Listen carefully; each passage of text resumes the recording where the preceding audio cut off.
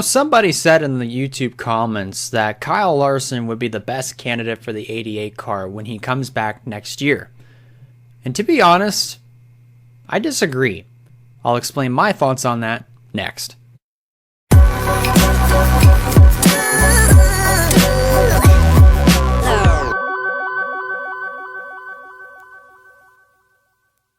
What is up, everybody? Welcome to another episode of NASCAR Hot Take. As always, it's me, Elijah Lunder, with you guys. And I did an episode about, I think 1 week ago, talking about Alex Bowman taking over the 48 car for 2021 and who I thought would be a possible candidate for the 88 car. I still think Erik Jones is a possible candidate, but just kind of thinking about other possibilities that might have just popped up, also with the fact that Justin Marks had created his own team off of the charter from Spire Motorsports with Trackhouse, I think that's what it was, Trackhouse, whatever, and signing on Daniel Suarez, leaving the 96 open.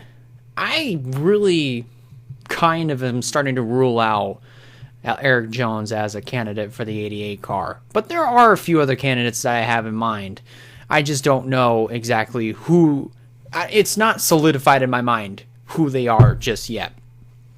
But somebody said in the YouTube comments, exactly word for word, I'm going to read this out loud. There's a driver you are completely leaving out and that I actually think will be in the 88 car next year. And that is Kyle Larson. And that ride would be perfect for him because of the sponsorship issues Kyle is going to have coming back into Cup. Because everyone knows it's not a matter of if he comes back, it's when and where. And I think that is next year with Hendrick Motorsports.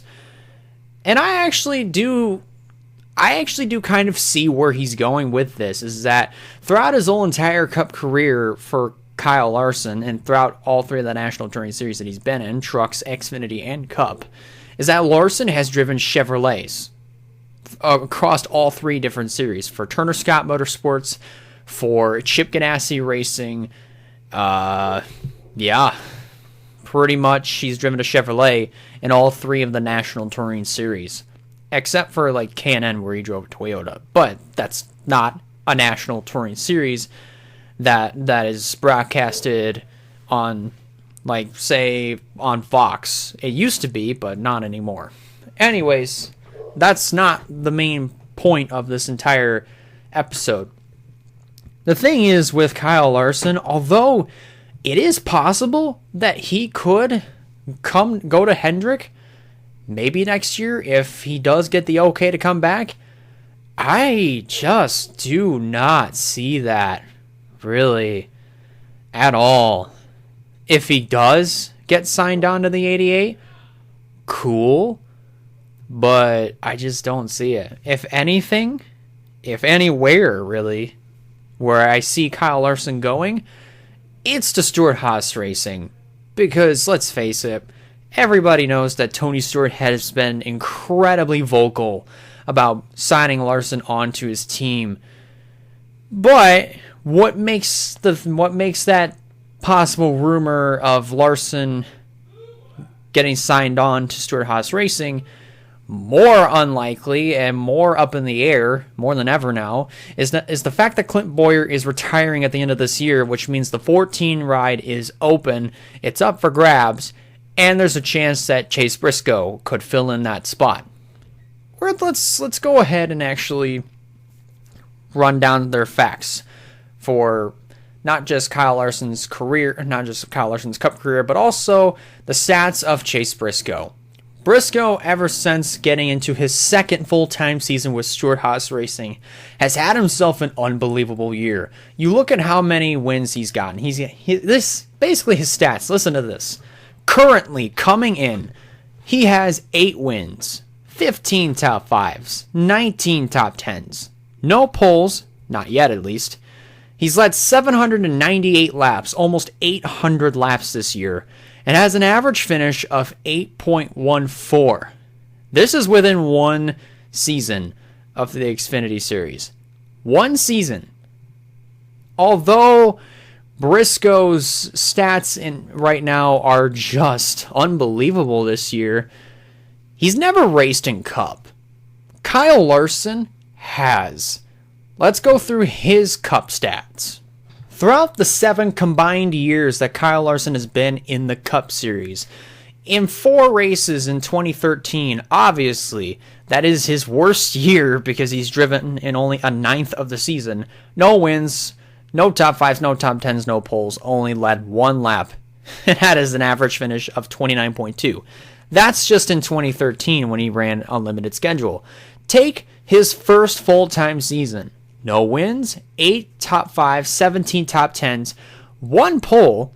He led 53 laps and had an average finish of 14.2. This was in his rookie year in the Cup Series in 2014. Move on to the next year. He competed in all but 1 race because of the spring race in Martinsville where he ended up passing out and Regan Smith took over. In that year, he had no wins, 2 top 5s, 10 top 10s, no poles, led 115 laps, and had an average finish of 19.3. His 2016 season in the Cup Series, he grabbed 1 win, 10 top 5s, 15 top 10s, led 379 laps, and had an average finish of 14.7.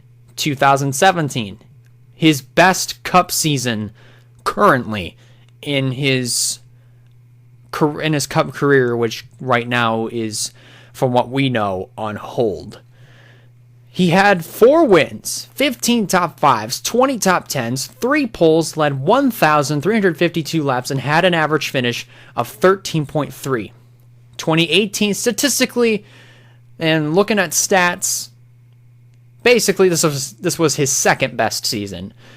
No wins, although he got no wins, he had 12 top 5s, 19 top 10s, 3 poles, led 782 laps, and had an average finish of 12.6. 2019, last year, 1 win, 8 top 5s, 17 top 10s, 1 pole, led 529 laps, and had an average finish of 15.1. So basically, this is kind of mimicking his 2016 season. It's nearly mimicking his 2016 season regarding the average finish and also the similar statistics. But this year, he only raced in 4 races before he ended up getting indefinitely suspended and fired from Chip Ganassi Racing and NASCAR altogether. No wins, 1 top 5, 3 top 10s, no pole. He led only 2 laps, and right now, and pretty much this is what it's going to be for the rest of the year. We all knew this. 11.0. Statistically, that is his best average finish of his entire career. And he only ran in 4 races this year. Only 4. Which, to me, that actually is pretty impressive if you actually ask me. But the fact is, he ended up getting suspended, indefinitely suspended, fired. All the sponsors basically kind of gave up on him. They let him go, and they parted ways on their agreements and all that and such. But you basically take a look at what Chase Briscoe has been able to do in 1 season with his 8 wins and however many, like 15 top 5s, 19 top 10s and such. And you look at also what Kyle Larson's been able to do within about 7 years. Larson has been in the Cup Series a lot longer than what Chase Briscoe's been in, which Briscoe has never raced in Cup. This is a big if. There's actually 2 ifs, actually. If Kyle Larson gets the okay to come back, I would probably guarantee you that Tony Stewart is going to be all over signing on Larson and bringing him in to drive the 14. If that's the case, Briscoe may have to stay in the Xfinity Series for maybe 1 or 2 more years, unless if he finds another opportunity elsewhere. If the second one is, and this is what I think, by the way, just to clarify, that was the first thing that what I thought. Here's what I think for the second if. If Chase Briscoe moves up to the Cup Series and gets signed on to drive the 14 next year, then, if Larson gets the okay by then, maybe Tony Stewart could sign him onto the 98 car in the Xfinity Series, where he can start over, start from scratch, and rebuild his career. That, personally to me, is what I think. As far as the best candidate to drive the 88 car, maybe it is Kyle Larson if neither of those ifs happen. You know what I mean? But of all the guys that I currently think have the best opportunity to drive the 88, one of them is Eric Jones, even though that's kind of unlikely right now. Another one, I can't believe I'm saying this, but another one could be Noah Gragson. I know, huge shocker, and a lot of people are probably going to be like, why would you say Noah Gragson and all that stuff? Yes, I understand, but I think, honestly, if Gragson is so optimistic about going to Cup, that is if, then maybe he could go up to the 88. But I just don't know how he would do in that ride, in all honesty. So right now, honestly, the ride for the 88 car is kind of up in the air. And you could fill anybody in there. You could fill that seat with Eric Jones, like I said. You could fill it up with Noah Gragson. Heck, even if he doesn't sign with StewartHaas Racing in either Cup or Xfinity, Kyle Larson, you could. Hendrick could. But right now, it's kind of up in the air at this point. We don't know anything, at least right now. So we need to actually keep our eyes open on the media, like NASCAR.com, about what Bob Pockris says on Twitter, or any other, Adam Stern or whatever, whoever else is a reporter on Twitter. Keep your eyes on Twitter, keep your eyes on Facebook, Instagram, keep your eyes on social media, and also and also like the press as a whole, and just see what they say, who could drive the 88, or maybe that 88 car, that operation could fold next year, or it could become the new 5 car or the new 25. Anything is possible at this point. I don't know if the 88 is going to be back next year. I don't even know if they're going to change the 88 to the 5 or the 25 next year. No one really knows right now. So we just need to watch and keep our eyes open on the news and see what they say. But that's my personal thought on Larson going over to the 88 car. Like I said, although it is likely, I don't see it.